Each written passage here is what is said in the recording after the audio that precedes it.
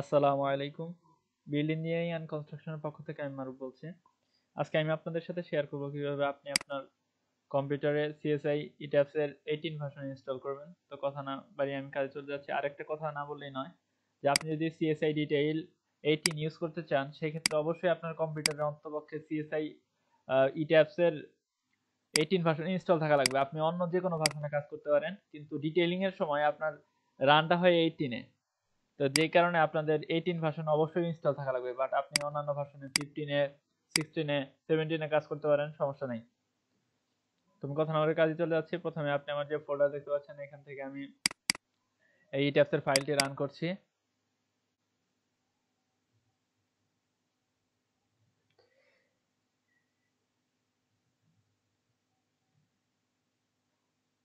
এবং ইনস্টল বাটনে প্রেস করবেন।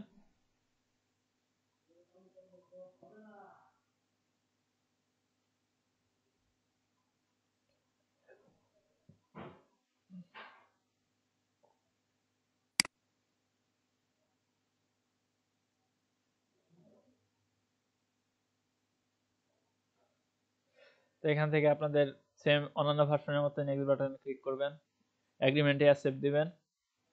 এরপরে ইউজার নেম, অর্গানাইজেশন নেম চাইলে আপনি জাস্ট নেক্সট বাটনে ক্লিক করবেন, আপনাদের ইচ্ছা মতো নাম দিতে পারেন। আর যেই লোকেশনে সেভ হবে আমি আমার ডিফল্ট লোকেশনে রাখছি, অন্য লোকেশনে দিলেও কাজ করবে, প্রবলেম নাই। এরপরে পারফর্ম নেটিভ ইমেজ জেনারেশনের ক্ষেত্রে অবশ্যই আপনি আনচেক করবেন, চেক অপশন থাকবে না। আচ্ছা, অর্থাৎ টিক চিহ্ন থাকলে আপনি টিক চিহ্নটি উঠিয়ে দিবেন। এরপর নেক্সট বাটনে ক্লিক করবেন, ইনস্টল দিবেন।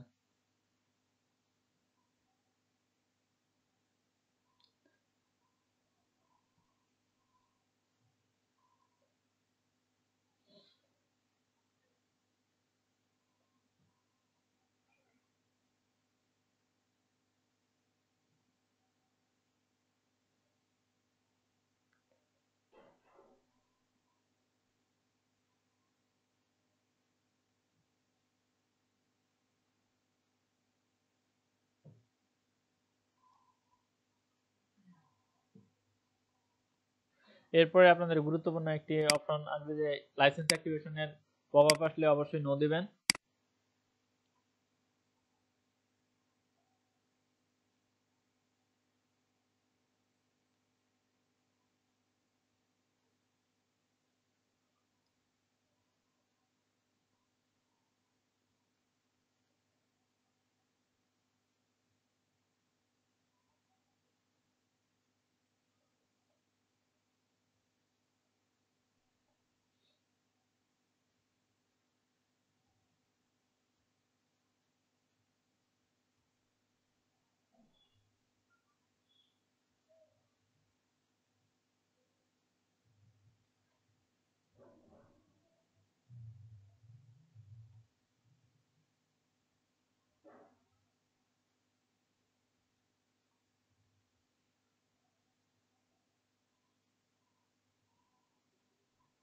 এভাবে আপনাদের ইনস্টলেশন কমপ্লিট হলে ইনস্টল শেল উইজার্ড কমপ্লিট একটি অপশন পাবেন, এখান থেকে ফিনিশ দিবেন।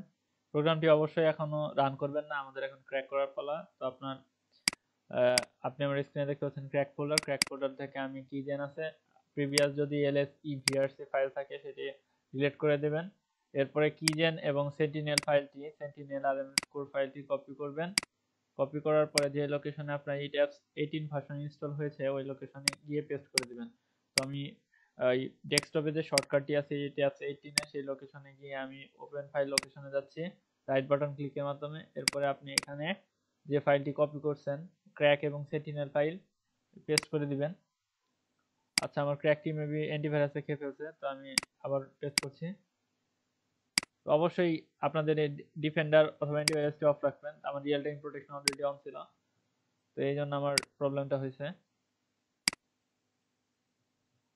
আমি আবার কপি করতেছি।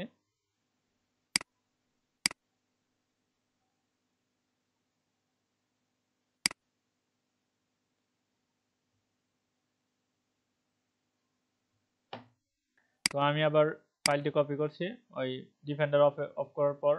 তো ফাইল আপনার কিজেন এবং সেন্টিনেল ফাইল কপি করবেন। কপি করে যে লোকেশনে আপনি ইট্যাপস ইনস্টল দিয়েছেন সেই লোকেশনে পেস্ট করবেন। এবং এখান থেকে আপনার যে কিজেন আছে কিজেনে অ্যাডমিনিস্ট্রেটরে রান করবেন। তো আপনার দেখতে পারবেন এই ফোল্ডারে এলএসি ভিআরসি ফাইল ক্রিয়েট হয়ে গেছে। তো এটি হচ্ছে আমাদের মূলত লাইসেন্স ফাইল। তো এই ফাইলটি আপনি রাইট বাটন করে এই ফাইলটি এবং সেন্টিনেল আরএমএস কোর ফাইলটি ওই যে ফোল্ডারে আপনার ইটিএফসি ইনস্টল আছে ওই ফোল্ডার থেকে সিলেক্ট করার মাধ্যমে কপি করবেন। কপি করে এই ফোল্ডারের উপরের দিকে আপনি দেখতে পারবেন সিএসআই লাইসেন্সিং। এখানে আপনি আবার ওই দুইটা ফাইলকে পেস্ট করে দিবেন, অর্থাৎ এলএসই ভিআরসি এবং হচ্ছে সেন্টিনেল ফাইলটি, এবং রিপ্লেস চাইলে অবশ্যই রিপ্লেস দিয়ে দিবেন। এখন আমাদের প্রোগ্রামটি ব্যবহারের জন্য সম্পূর্ণরূপে উপযোগী হয়ে গিয়েছে। এখন যদি আমি ইটাস ভার্সন 8 রান করি তবে আপনি দেখতে পারবেন আমাদের প্রোগ্রামটি সফলভাবে ক্র্যাক হয়ে গিয়েছে।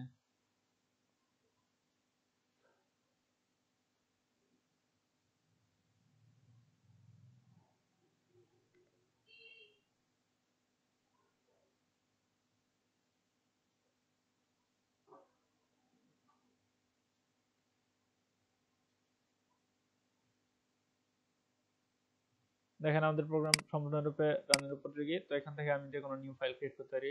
তো হেল্পে গিয়ে যদি আমি অ্যাবাউট ইটাস যাই তো দেখতে পারবেন আমাদের 360 দিন অর্থাৎ 1 বছরের লাইসেন্স হয়ে গেছে। এই লাইসেন্স আসলে 360 দিনই থাকবে সবসময়। তো কখনো পরবর্তী উইন্ডোজ না দেওয়া পর্যন্ত এই ক্র্যাকটি আর ডিঅ্যাক্টিভেট হবে না।